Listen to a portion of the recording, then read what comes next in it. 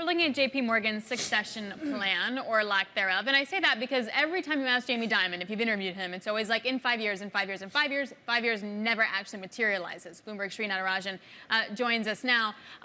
What sparked this article now? Like, what are we learning new about Jamie not retiring?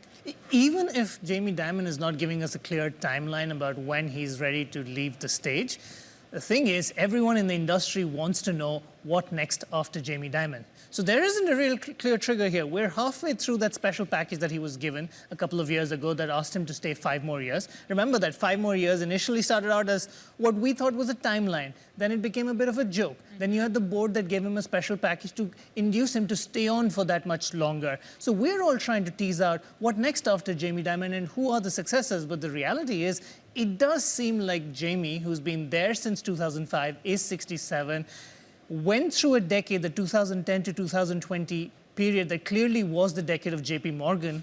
This year, they're up 25%. He revels, absolutely revels in the role of playing the role of the guy who's out there in Washington telling regulators how foolish their new roles are. He really does not come across as someone who wants to leave anytime soon. And I'm assuming he'd be chair for a while anyway. Sri, how long could he stay? Are there any restrictions? Are there any theoretical restrictions? Are there any kinds of age-related things that he may hit his head on at some point? If I had to stick my neck out, I'd probably say not another 18 years. Look, the reality is I don't think there is a time limit for Jamie Dimon. He has earned his place. He has earned the right to decide when he wants to leave, and it'll probably be on his own terms, absent something catastrophic, right? The only other thing we can think of is perhaps health issues. A couple of years back, he did have a bit of a health scare. There were 2 other leaders who, for a brief while at least, took over the leadership of JPMorgan on a day-to-day basis, but he's bounced back. He looks in fine form. So really, I don't see any specific restriction other than Jamie Dimon having to decide what's best for him and possibly what's best for JPMorgan. Well, 2 things, though. One, it seems like those that we thought were going to be in succession, maybe they leave because they're not getting up anywhere, like what happened to Gary Cohn, for example, right, over at Goldman Sachs.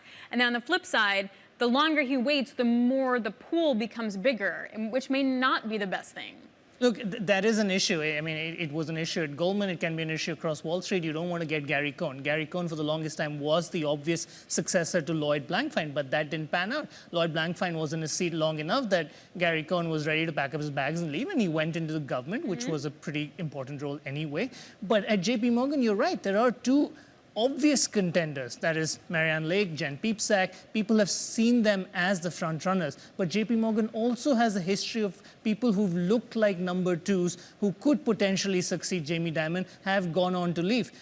Jess Staley was one of them. You could argue they probably dodged a bullet there. There have been a few other examples. And in the last few years, Marianne Lake and Piepszak have been seen as the obvious candidates. But you can't afford to be the number 2 for too long, because otherwise you're stuck with that tag. So that is something that they will have to be careful about. And yes, the longer you wait, the more it seems like there could be a pool of other contenders. There are other executives who are executing and performing. And the wider the pool becomes, the obvious contender tag disappears, and that becomes a challenge.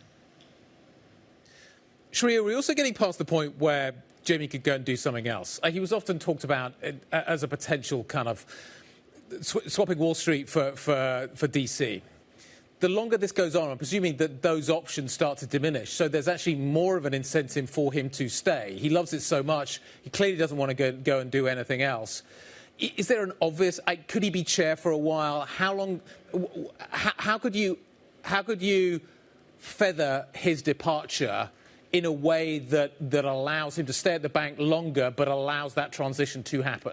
And I'm glad you spelled it out that way, Guy, because one thing is clear. Jamie Dimon is in charge of a bank that has a $4 trillion balance sheet. From that perch, you don't really go to run a private equity firm or any other job in finance or business. There is nothing better in American finance, in American business, in corporate America, than being the CEO of JPMorgan, arguably. So the only obvious pathway was Jamie Dimon, the Treasury Secretary. That's obviously been talked about a lot in the past. But the climate in Washington, the perception about Wall Street has really made it hard for someone in a senior role in Wall Street to actually be able to get that role. So really, it really is JPMorgan for Jamie Dimon.